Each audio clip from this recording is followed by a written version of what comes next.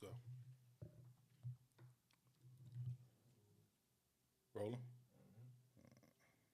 Oh, damn. My phone locked now. All right. I'm one of the realest niggas in this shit, man. I got the motherfucking streets, nigga. I came in the game with everything. I motherfucking want, nigga. This shit about respect to me. Love to see when I walk into the club, a nigga run up on me, tell me I'm the realest. Yo, this thing on? You know what I'm I'm the realest nigga in it. You already know. Trap of the year 4 times in a row. What they give you? Lifetime supply, baking soda, clientele. What else? I roll it wide, 2 pot and 3 scales. To get about in the Hummer. The birds fly down south to Georgia for the summer. Yeah. What up, man? Ladies and gentlemen, welcome to the Trap Law Podcast. You could be anywhere in the world, man, but you're here with me, man, and I appreciate you for that. I am your host, the Trap Lawyer, a.k.a. your favorite lawyer could never, a.k.a. smack your favorite. Yeah. All right, before we begin, man, it's important to note that the Trap Law Podcast is for educational and entertainment purposes only. All right, we're here to break down the law in plain language so you can understand it, but this is not for legal advice. All right, if you need legal advice, seek counsel in your own state. We're here to give you knowledge, baby. We're here to give you power, perspective, but we are not here to create an attorney-client privilege. The good folks at Trap Law University always want me to emphasize that, so we shall. All right, before we get into it, or rather, as evidenced by the title of this episode, we're going to be talking about something that most people feel is happening, but it's never been fully addressed, at least not the way I'm breaking it down. You know what I'm saying? And that's the hip-hop police, right? The hip-hop police, man, it's a real documented law enforcement strategy that grew out of America's long history of surveilling black resistance. All right, black expression, black power. All right, to understand how we get here, though, you got to understand this first. All right, hip-hop didn't just become a target by accident. I believe that it inherited its surveillance that was once aimed for our black political leaders. Right? It appears that the government may have a deadly obsession with mass black movements, cultural and political, that gain power, but most importantly, that gain influence.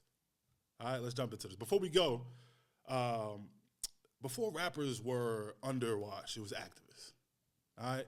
In the 1960s and 1970s, the FBI, like most of you may know, ran a program called the COINTELPRO, Counterintelligence Program. All right, its explicit goal was to discredit, dismantle black organizations and individuals the government viewed as subversive. Right, that included people like the Black Panther Party or Malcolm X, Dr. Martin Luther King, countless other organizations, writers, speakers, anybody who could influence the masses to move one way or another. All right. The tools was infiltration, surveillance, misinformation, criminalization. All right? Now, I'm under the informed belief that the Black Power movement, when it's lost its movement, it's lost its most visible leaders through jail, through assassination. The government didn't just stop watching. They didn't just pack it up and say, all right, well, we're going to go home. All right? It just shifted its focus. By the 1980s, 1990s, hip-hop had become one of the most powerful forms of black mass communication in the country.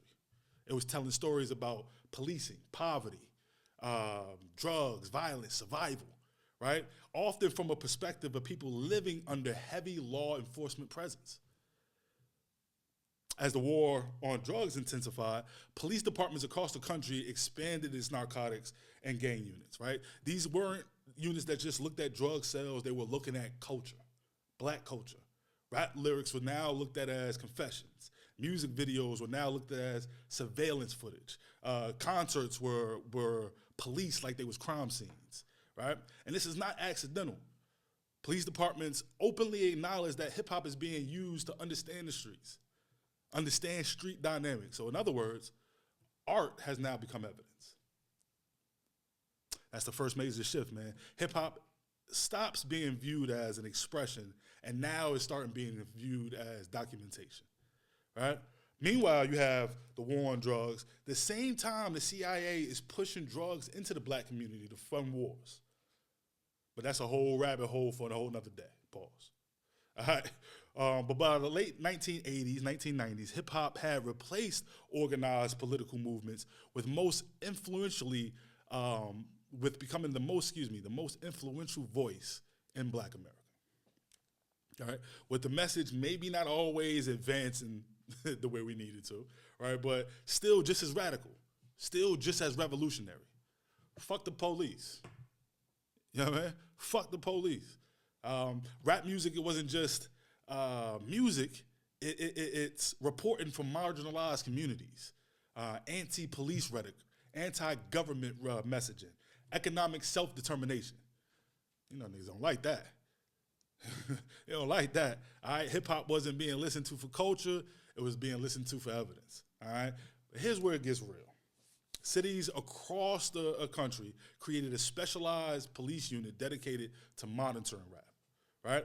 Now, let's talk about structure, all right, because this is where people think I'm exaggerating, and I'm not, yo. All right, in the 1990s, the NYPD's intelligence division began formally monitoring hip-hop artists. This was later revealed through litigation, later revealed through reports and newspapers. But it showed that rappers were being cataloged based on their lyrics, based on performance venues, alleged gang affiliations, associations. I can't help that I grew up next to killers. We grew up in this tier in this project building. On my floor is your neighborhood kingpin. On my floor is your serial killer. You know what I mean? We happen to go to school together. This is my man's. You know what I mean? But we're being criminalized for that. Jay-Z, Nas, other prominent artists appeared in what's called hip-hop police intelligent databases. All right?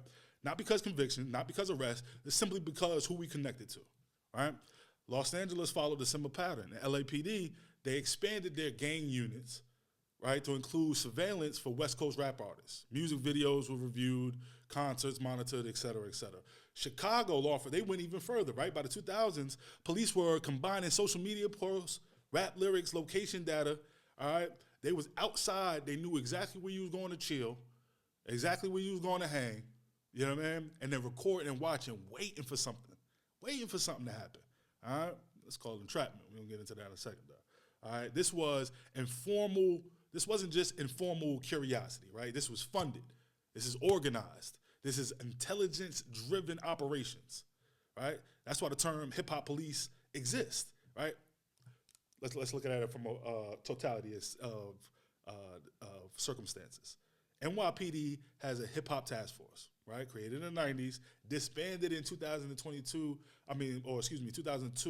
after criticism, but its practices never stopped. They bottled it and took it to city. All right, LAPD created something called Operation Safe Streets, right? It focused on alleged gang-affiliated artists and their entourages. Atlanta, which was crazy, and I'm not gonna lie, bro. BMF fucked Atlanta up. All right, BMF fucked Atlanta up, man. All right, no warrants, no charges, just profiling dressed up as policing. Now, in fact, in 2024, the Miami Herald documented a 3-day hip-hop surveillance training, okay?